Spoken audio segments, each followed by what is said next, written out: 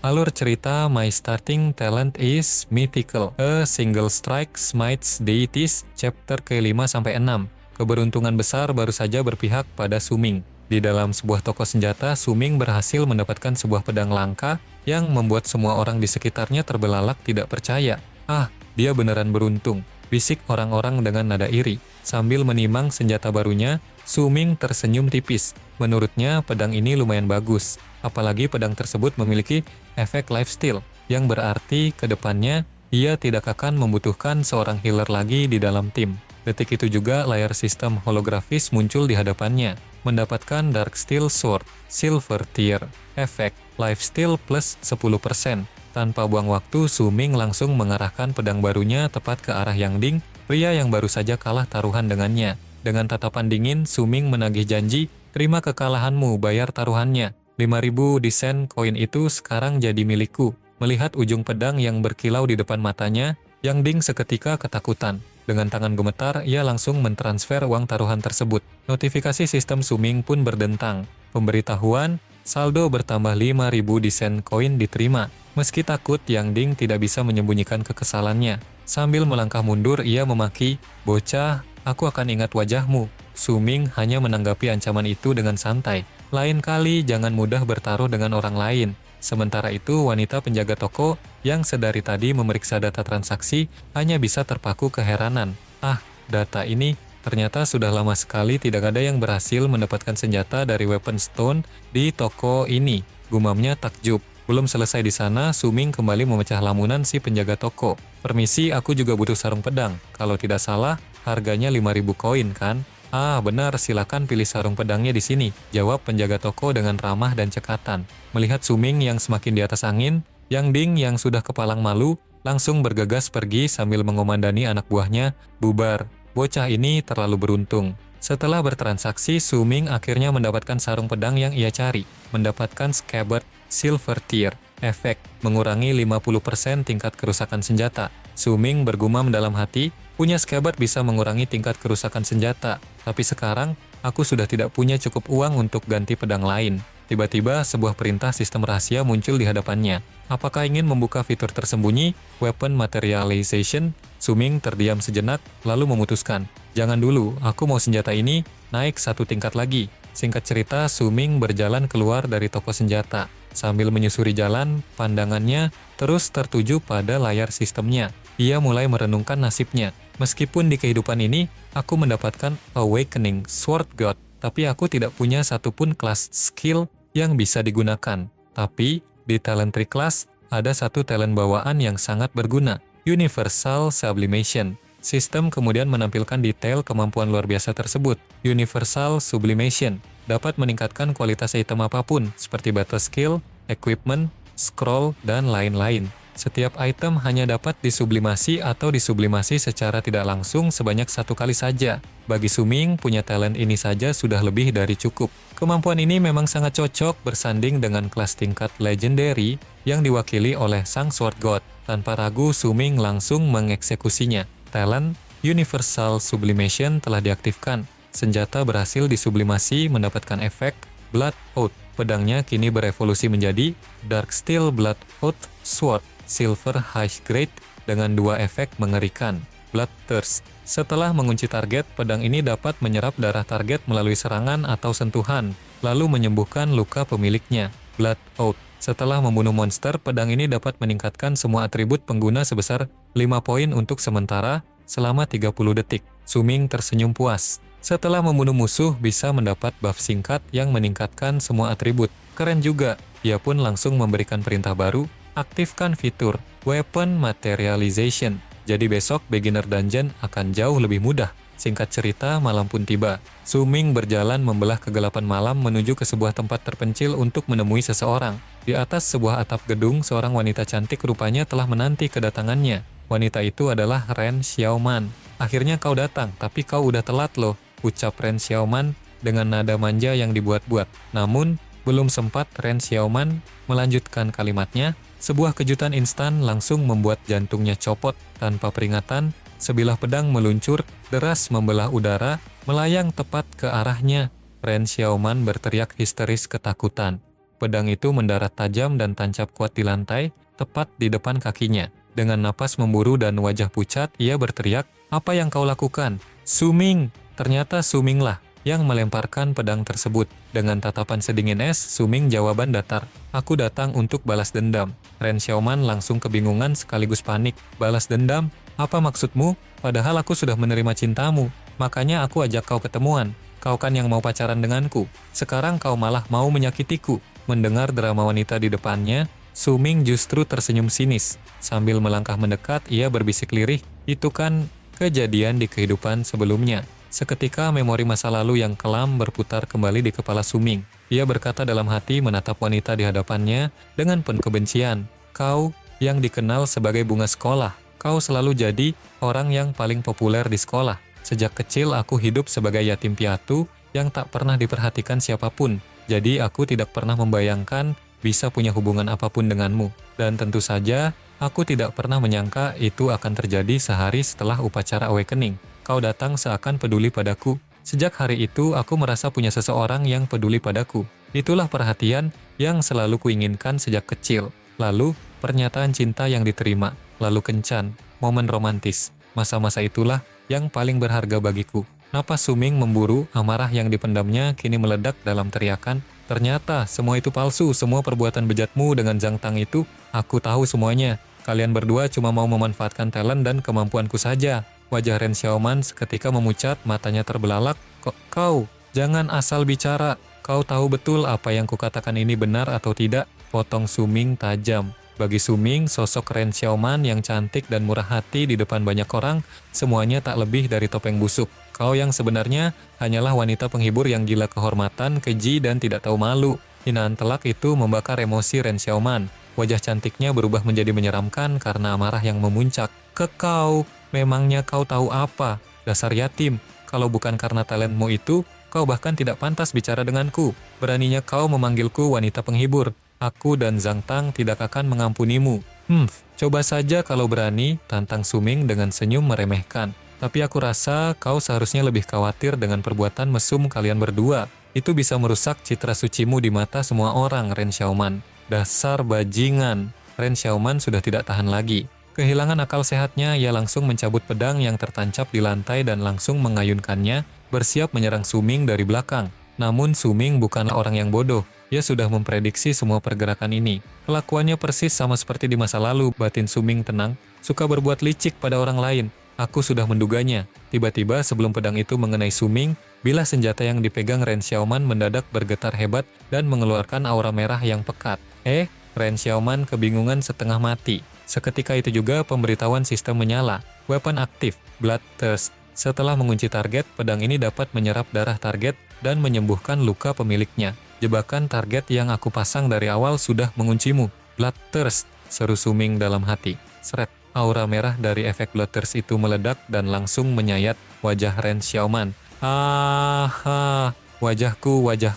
Wajahku jadi rusak," jerit Ren Xiaoman sambil memegangi wajahnya yang kini bersimbah darah. Su-ming menatapnya tanpa rasa iba sedikit pun. "Semua ini salahmu sendiri. Sekarang giliranku untuk balas dendam." Sambil menahan perih dan menangis histeris, Ren Xiaoman mengancam, "Aku akan menyuruh Zhang Tang untuk membunuhmu." Su-ming hanya menatap wanita itu dengan pandangan hina. Ia kemudian melangkah maju merebut kembali pedangnya, lalu berbalik pergi meninggalkan Ren Xiaoman yang meratapi wajahnya. "Pulang sana dan bilang ke Zhang Tang suruh dia datang mencariku untuk balas dendam," ucap Su-ming dingin tanpa menoleh ke belakang. "Tebasan hari ini anggap saja aku yang melakukannya." Tebasan itu juga memutus perhatian yang sangat berharga bagiku. Singkat cerita, setelah meninggalkan tempat tersebut, sebuah notifikasi pesan baru masuk ke dalam sistem Su-ming. "Terimalah hadiahnya, Strength Pill kali 1, Battle Suit Package kali 1, 10.000 desain koin."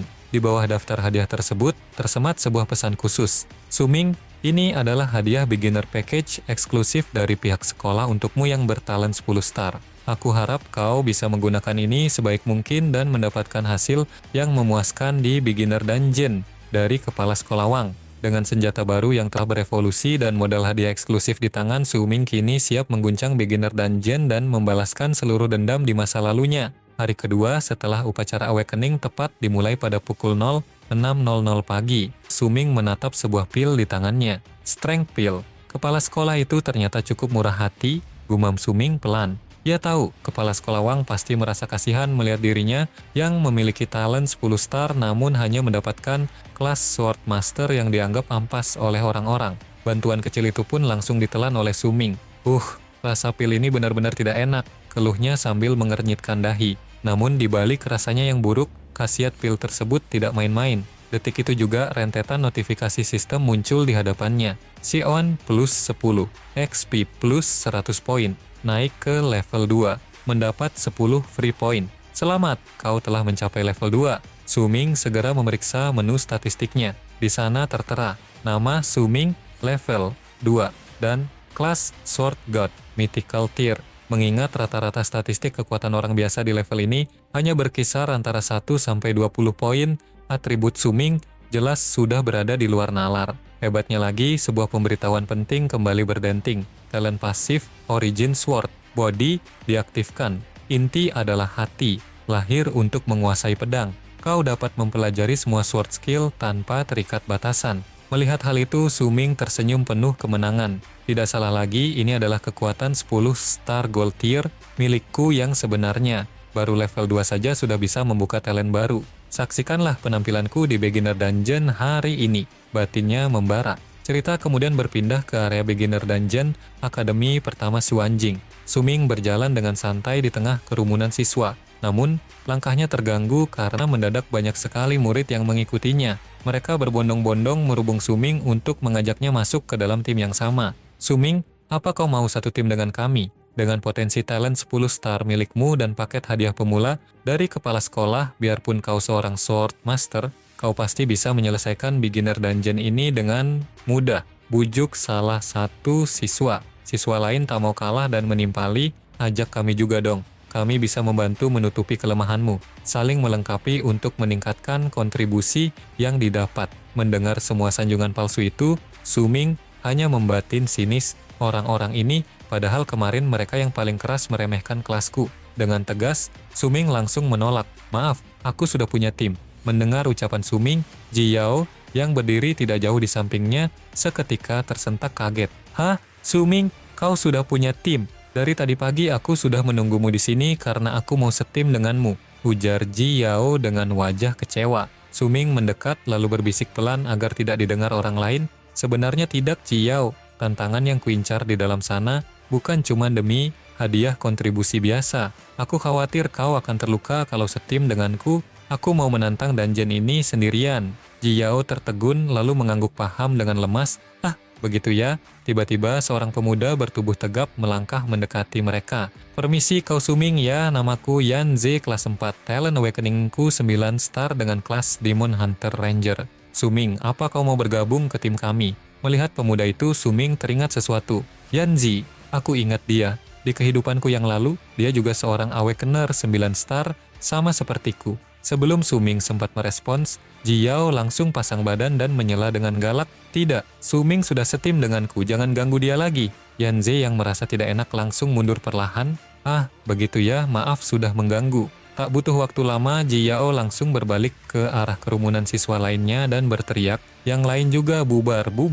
Melihat aksi tegas gadis itu, Suming tersenyum tipis dalam hati. Ji Yao memang selalu bisa diandalkan. Kalau tidak salah, seharusnya dungeon sudah dibuka sekarang. Tepat setelah pemikiran itu melintas di kepala Suming, sebuah cahaya proyeksi besar mendadak muncul di langit-langit area, diiringi sebuah suara yang menggema keras. Semua siswa, tantangan Beginner Dungeon ke-127 sudah resmi dimulai. Akhirnya dimulai juga, seru para siswa dengan penuh antusias. Aku minta maaf, kepala sekolah tadi ketiduran, jadi tidak sempat datang ke lokasi buat kasih semangat ke kalian secara langsung. Aku cuma bisa live dari rumah dan kasih tahu kalian aturan Beginner Dungeon. Kepala sekolah Wang kemudian melanjutkan penjelasannya dengan serius. Tantangan Beginner Dungeon yang hanya berlangsung selama 1 hari ini wajib diikuti oleh semua awakener baru.